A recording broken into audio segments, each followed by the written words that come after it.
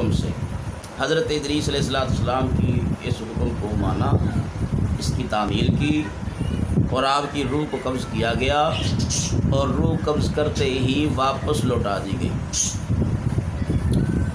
اب حضرت ادریس علیہ السلام سے پوچھا گیا کہ اب آپ کی کوئی خواہش ہے؟ تو ادریس علیہ السلام نے کہا کہ مجھے سورج کے قریب لے جا کر اس کی تپش کو دکھایا جائے۔ پھر آپ کو تپش دکھائی گئی۔ پھر پوچھا اب کیا آپ کی خواہش ہے؟ تو حضرت ادریس علیہ السلام نے فرمایا کہ مجھے جہنم دکھائی جائے، تاکہ میں اس جہنم کی بھڑکتی ہوئی آگ اور تپش کو دیکھ کر اللہ کی عبادت میں اور زیادہ مشغول ہو جاؤں۔ تو پھر جہنم کے لیے دروازہ کھلوایا گیا، تو آپ نے فرمایا کہ مجھے اس کے اوپر سے گزرنا ہے، میں گزرنا چاہتا ہوں۔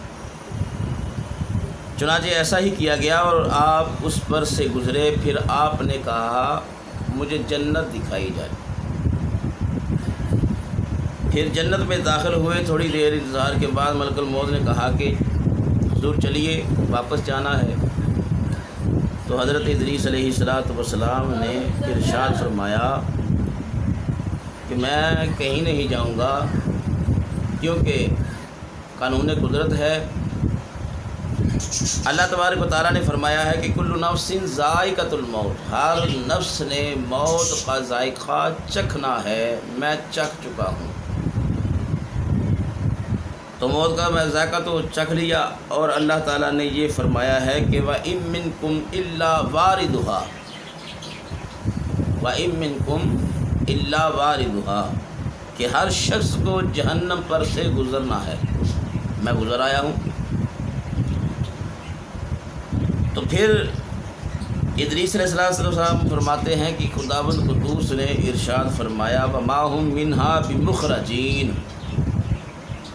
کہ جنت میں داخل ہونے والے جنت سے نہیں نکالے جائیں گے، لہذا میں نہیں جاؤں گا۔ ادریس علیہ السلام کے اس حکم پر، اس بات پر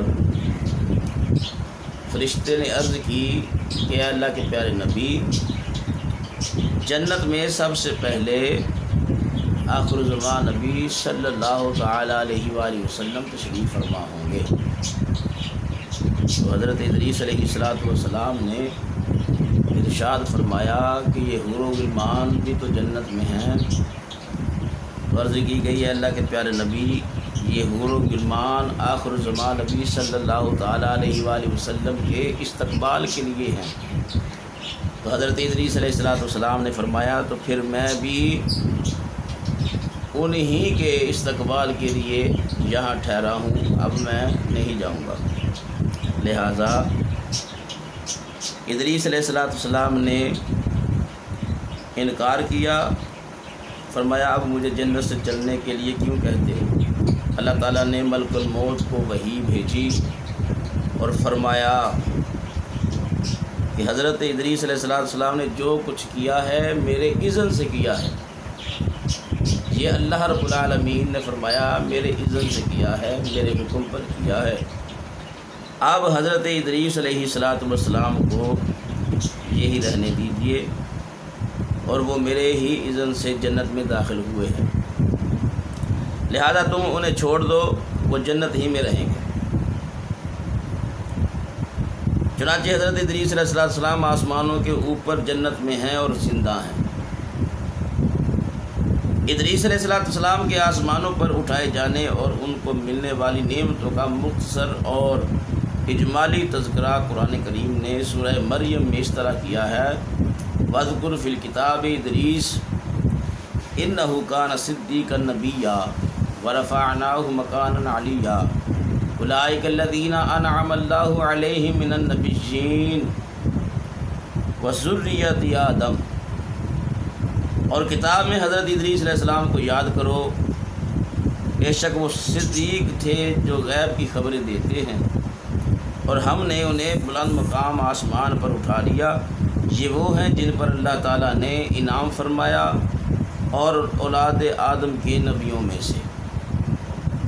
تو یہ حضرت ادریس علیہ السلام کا پیارا سا ایک واقعہ ہے جو میں آپ دوستوں کے ساتھ شیئر کر رہا ہوں، اور دل کیا کہ آج بتایا جائے کہ اللہ رب العالمین نے اس واقعہ میں ہمیں کیا بتایا، ہمیں کیا سبب ملتا ہے کہ اللہ تعالیٰ کا رسولوں اور نبیوں پر کتنا بڑا فضل و کرم اور انعام ہوتا ہے۔ اس لیے ہر مسلمان کے لیے واجب الایمان اور لازم العمل ہے کہ خطاب القدوس کے رسولوں اور نبیوں کی تعظیم و تکریم اور ان کا ادب و احترام رکھے اور ان کے ذکر جمیل سے خیر و برکت حاصل کرتا رہے۔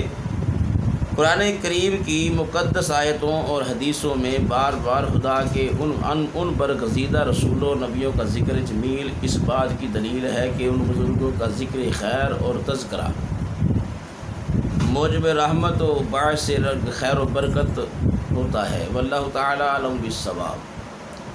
تو ہم نے اسی لیے آپ کی تعظیم و توقیر کے لیے آپ کا ذکر خیر کیا، اور حضرت ادریس علیہ السلام کا یہ پیارا سا واقعہ جو اللہ تعالیٰ نے ہمیں عطا فرمایا کہ دیکھو میں اپنے نبیوں رسولوں پر کتنا فضل و کرم کرتا ہوں، کتنے انعام کرتا ہوں۔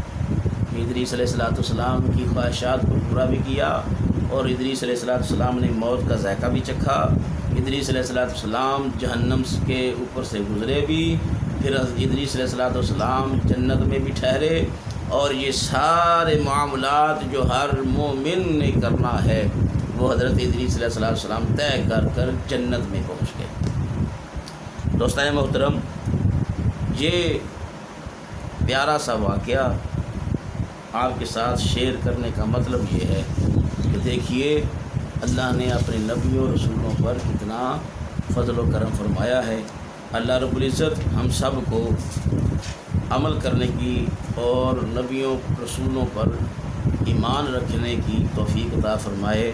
میں عرض کر رہا ہوں دوبارہ، جن دوستوں نے ہمارا چینل سبسکرائب نہیں کیا وہ سارے دوست سبسکرائب بھی کریں، بیل آئیکن دبائیں، اور کوشش کریں کہ اپنے دوستوں کو بھی یہ ترغیب دلائیں کہ اس درس قرآن کا حصہ بنیں، تاکہ ہر روز جو ہم آپ کی خدمت میں ایک آیہ کریمہ یا 2 آیہ کریمہ آپ کی خدمت میں پیش کرتے ہیں، اور اس کے حوالہ سے ہم جو واقعہ بیان کرتے ہیں یہ سارے مسلمان سن کر اپنے دلوں کو مستفید فرمائیں۔